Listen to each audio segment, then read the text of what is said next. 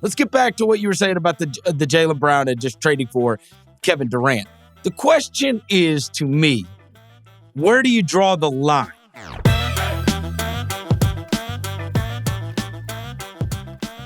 On Sunday night, Adrian Wojnarowski tweets out something about how there have been conversations about Durant with the Brooklyn Nets from the Celtics. And that's kind of it. It's kind of left at that. By the time I get up on Monday morning, Shams Charania has unloaded the notebook. And within said notebook, advanced that story by throwing in the name Jaylen Brown. So, of course, the headlines go everywhere. Celtics have talked to the Brooklyn Nets about a Jaylen Brown for Kevin Durant deal. You have heard other names come up. Derek White's name has come up. Marcus Smart's name has come up. Draft capital has come up. And then by the time we got done with Monday afternoon, there were a slew of reporters all saying, hey, there were conversations between these. Of course, there were conversations, but they happened a little while ago, and nothing obviously came of it. That doesn't mean that those conversations are dead forever, but just know these conversations happened a while back. And so that kind of distracted from the fact of, hey, the Celtics, who were just in the NBA Finals, have talked about at least a deal with Brooklyn that would include Jaylen Brown and who knows who else in a deal for Kevin Durant. So as we took all of that in on Monday, give me your first reaction to seeing that news. Do it. Trade Jaylen Brown for Kevin Durant. Of course, it always depends. What else are you giving up? If you're also giving up Marcus Smart and every first-round pick you're able to, and every pick swap you're able to, maybe that's a little too much for a 34-year-old guy who's a couple years removed from a ruptured Achilles and has suffered numerous other injuries as well. Maybe it's too much. But Kevin Durant is a far superior scorer than Jaylen Brown. He is a far superior playmaker than Jaylen Brown. And on defense, he remains, even at his current state, a more impactful, more versatile defender on and off the ball.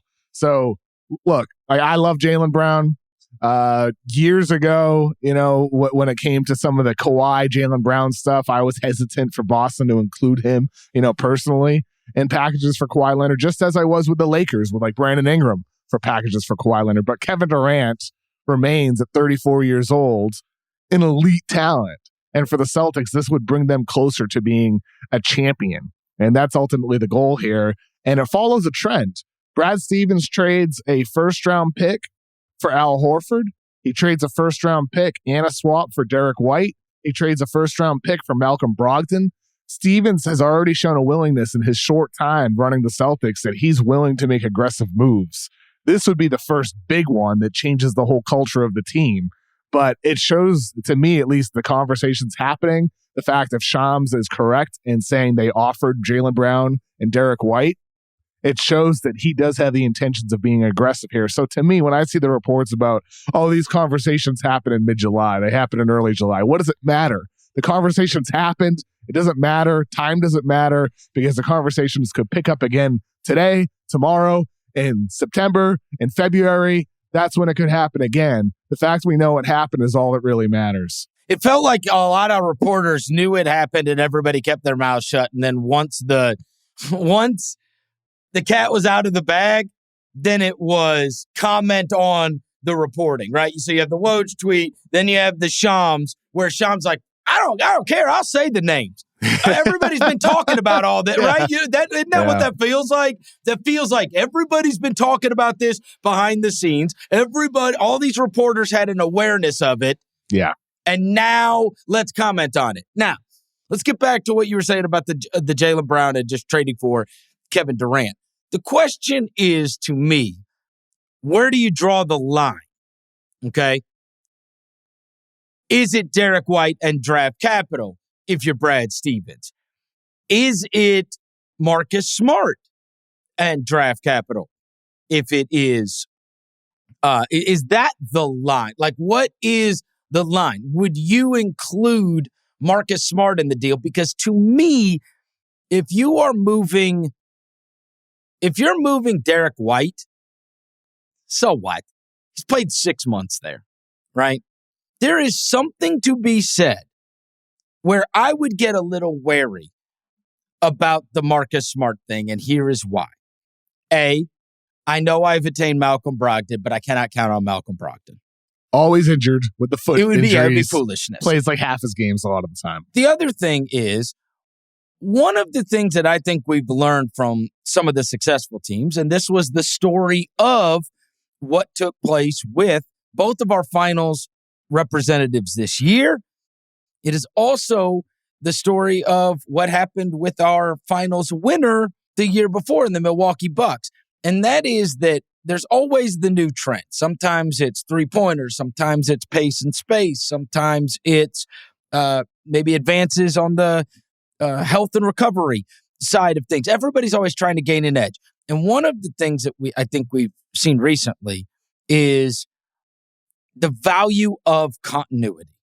That there is nothing that can replace that, but there's also not a number that you can put on it. That we always think that you can just attain the best guys, you can throw them together, and then it's going to work out. That has obviously not been the case in recent history. And I think that these teams that have been through the wars together, have attained the scars together, what is there is no replacement for being in that situation as a group over and over again. So that's why I say, with Derek White, not a big deal. He's been with them, a very small amount of time. I do think if you move Jaylen and Marcus, you lose that. You lose that. I don't think that you lose it if you're moving Derek White and draft capital. I do think that Durant is a superior player, and throughout history, we know that you've got to have one of the best players in the NBA to win the title. End of story. And I'm not talking, like, you look at, like, whatever, we go back to 15. Every title team has either had LeBron, Kawhi, or Curry, or Durant, if you want to say Durant in those years with Golden State. So is Tatum going to be that level of player? Are they both second fiddles? If they're a best cast as second fiddles rather than the alpha on a team? But I just say I would love to do that trade. I would be very wary, and I think obviously the Celtics were, of giving up Jaylen and Smart, because I feel like there's real value in continuity. And you're really that's just a brand new team with Jason Tatum still around. Yeah, I mean, like you said it, Chris. Like, I just laid out some of the trades Brad Stevens made, giving up draft capital to add and bolster the team. A trade involving Jaylen Brown and Marcus Smart. I'd say just Jaylen Brown and Derek White for Kevin Durant, less so, but both of those guys, this would be the first one that changes the whole culture of the team. Yeah. The thing to think about here is the dynamic between Brad Stevens and Ime Udoka. As far as I know, I can't think of another example of a guy who coached a team for years like Brad Stevens did to then become the person making the decisions in the front office. So, like, you have a coach who spent time with Marcus Smart, spent time with Jaylen Brown, has been in the locker room, knows the full dynamic, all the pros and cons of having those guys in an overall locker room and how it would potentially affect things to remove him from the equation. And then you have Udoka, who was there every single day this year. I'd love to be a fly on the wall of the conversations between those two guys when it comes to saying, hey, should we give up Marcus here? What do we lose? If we lose Marcus, what does it mean when it comes to lighting a fire underneath the guys? Because Marcus Smart is the person who sets the tone on the court that everybody can see. You can see the clips on the broadcast sometimes of him yelling at teammates. We don't see the stuff in the locker room or the bus rides and all that, but Marcus Smart is the vocal leader of the team. So how much does the team lose what makes it what it is if you remove that from the equation? I don't have the full answer to that, But Brad Stevens, Ime Udoka, those guys have the answer better than anybody, and their dynamic is very unique in the league, really in league history, as far as I can know, with like the coach becoming a GM like Stevens did in the manner that he did. So for those two guys and for the whole front office, that's the conversation that they're going to have. And so with Shams, he said in his report that there's nothing happening now and that they're less inclined to give up Marcus Smart, but they are mulling over next steps. And like that, again, says to me, that aligns with what I've heard, is that this thing isn't dead. You know, whether it's Celtics, whether it's whatever team it is for Kevin Durant, it's just it's a wait and see mode right now. And a lot of people around the NBA fully expect Brooklyn to drag this into training camp, Kevin Durant to return. The Nets still want Kevin Durant and Kyrie Irving and Ben Simmons to be on the team together and to try to win the championship. That's why they added Royce O'Neal. That's why they added TJ Warren, why they brought back Nick Claxton, Patty Mills, Kessel Edwards, and so on.